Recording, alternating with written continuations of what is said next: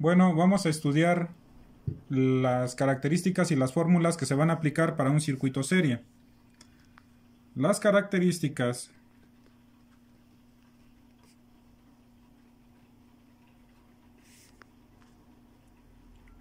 para un circuito en serie. En los circuitos serie, nosotros podemos aplicar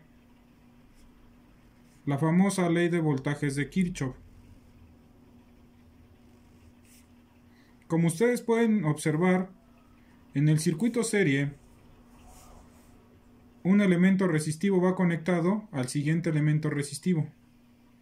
No como en el circuito en paralelo, que más adelante estaremos viendo.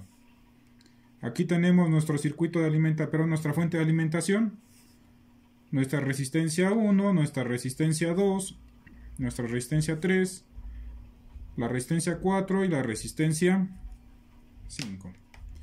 La principal característica que tiene este circuito serie es que la corriente total es igual a la corriente en la resistencia 1, que es igual a la corriente en la resistencia 2, que es igual a la corriente en la resistencia 3, que es igual a la corriente en la resistencia 4, que es igual a la corriente en la resistencia 5, que es igual y así sucesivamente hasta la corriente en la resistencia enésima.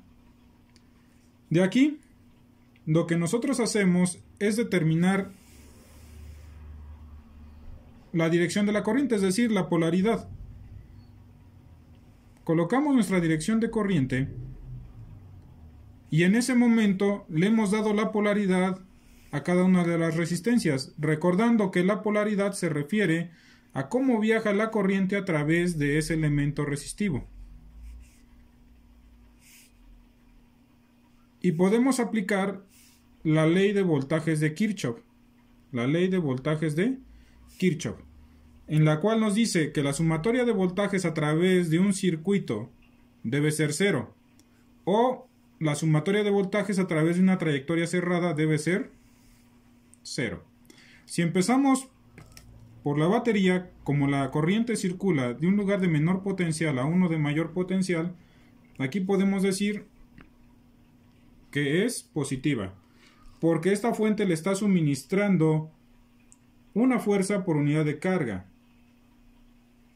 Aquí, como va de un lugar de mayor potencial a uno de menor potencial, decimos menos el voltaje en la resistencia 1, menos el voltaje en la resistencia 2, aquí igual menos el voltaje en la resistencia 3, lo mismo, va de un lugar de mayor potencial a uno de menor potencial, menos el voltaje en la resistencia 4, y en la resistencia 5 pasa exactamente lo mismo.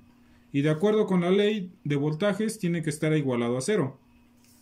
De tal manera que nos quedaría voltaje en la resistencia 1 más voltaje en la resistencia 2 más voltaje en la resistencia 3 más voltaje en la resistencia 4 más el voltaje en la resistencia 5 tiene que ser igual al voltaje de alimentación.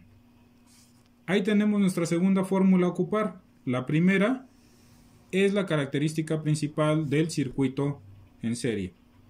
Y por último, tendríamos que la resistencia total sería igual a la resistencia 1 más la resistencia 2 más la resistencia 3 más la resistencia 4 más la resistencia 5. Ellas son las fórmulas que estaremos ocupando para resolver lo que sería un circuito en serie. Pero también recordemos, aquí también se aplica la ley de Ohm. La ley de Ohm que nos dice que la corriente es directamente proporcional al voltaje y que esa constante de proporción es la resistencia. Y también podemos aplicar lo de la potencia en cada uno de los elementos resistivos. Recordemos algo, la potencia se refiere a la capacidad que tiene el elemento para disipar el calor. ¿Qué tanto puede soportar antes de quemarse, es decir, antes de fundirse o antes de abrirse? Así que podemos decir que potencia es igual a voltaje por corriente, o la otra fórmula que dice potencia es igual a voltaje al cuadrado entre resistencia, o la otra que dice potencia es igual a corriente al cuadrado por la resistencia. Esas son las fórmulas que estaremos ocupando para resolver nuestro circuito en serie.